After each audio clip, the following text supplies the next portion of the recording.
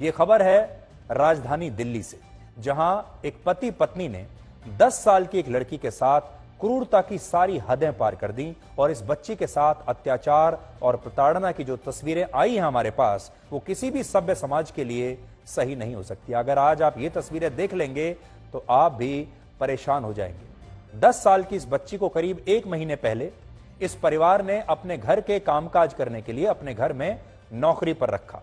इस बच्ची से कहा गया कि उसे इस परिवार में 2.5 साल की एक बच्ची की देखभाल करनी होगी।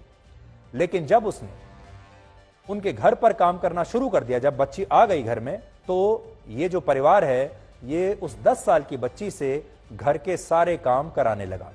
अब आप सोचिए 10 साल की बच्ची के लिए घर के सारे काम करना कितना मुश्किल होगा। और जब उससे कोई गलती हो जाती थी तो ये परिवार, ये पति और पत्नी उसे बुरी तरह पीटते थे, प्रताड़ित करते थे, घायल कर देते थे। यहां तक कि इन लोगों ने उसके चेहरे को जला भी दिया।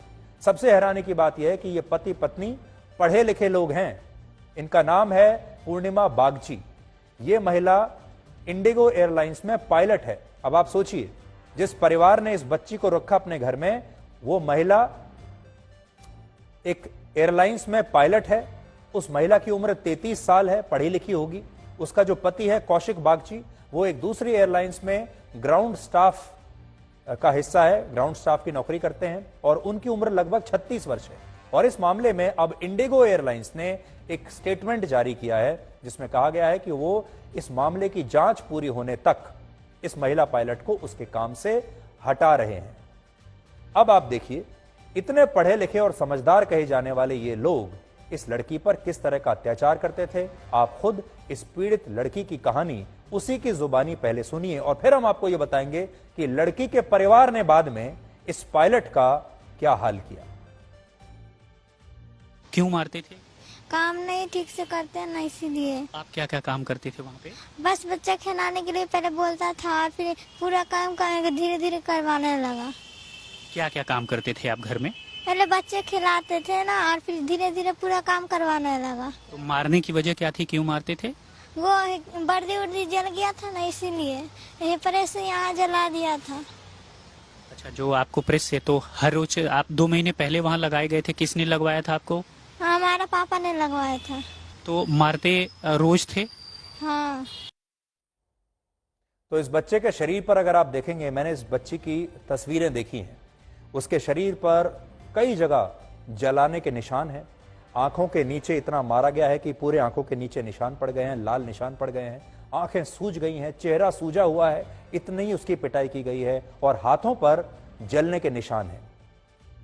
निशान इतने खराब हैं कि हम आपको दिखा नहीं रहे हैं। आपने देखा होगा कि हमने तस्वीरों को थोड़ा ब्लर कर दिया है क्योंकि ये तस्वीरें ऐसी हैं कि आपको विचलित कर सकती हैं। अब आप सोचिए, आप इन तस्वीरों को देखकर ही विचलित हो जाएंगे, लेकिन जिस परिवार ने इस बच्ची को इतने घाव दिए हैं, वो इतने अत्याचार करते हुए भी जरा भी विचलित नहीं हुआ इस 10 साल की बच्ची पर।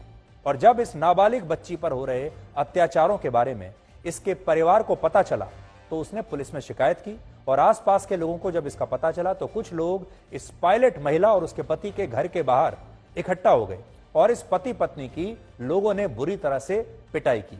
और इससे पता चलता है कि हमारे समाज में किस तरह कुछ लोग खुद को भी कानून से ऊपर समझने लगते हैं।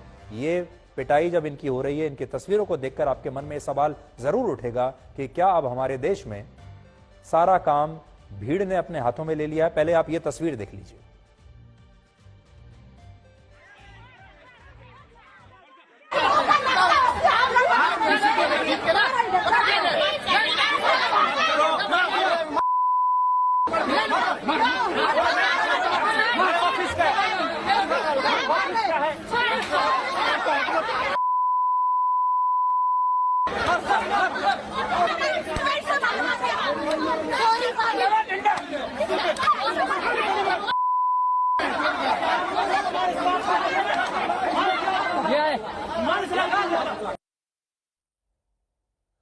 तो इनके घर के आसपास भीड़ इकट्ठा हो गई।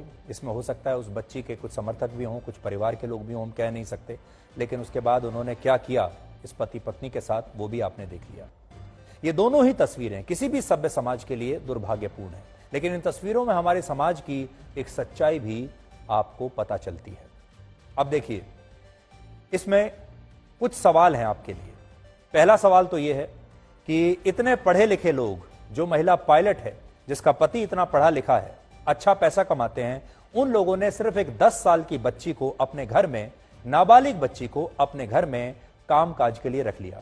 जो बच्ची ट्रेंड नहीं है उस बच्ची से सारा काम करवा रहे हैं और फिर उस पर अत्याचार कर रहे हैं। यह गैर कानूनी है, यह अपराध है। ऐसे परिवारों को, छोटे बच्चों को अपने घर पर काम पर नहीं बल्कि उन्हें स्कूल भेजना चाहिए था, उसकी एजुकेशन का पैसा देना चाहिए था, लेकिन इस परिवार ने उल्टा किया, जानते हुए कि यह अपराध है।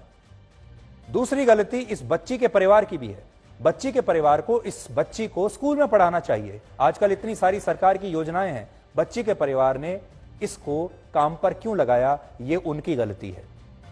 और तीसरी बात यह है कि जो भीड़ है उसने कानून को अपने हाथ में ले लिया और सारा फैसला खुद करने की कोशिश की।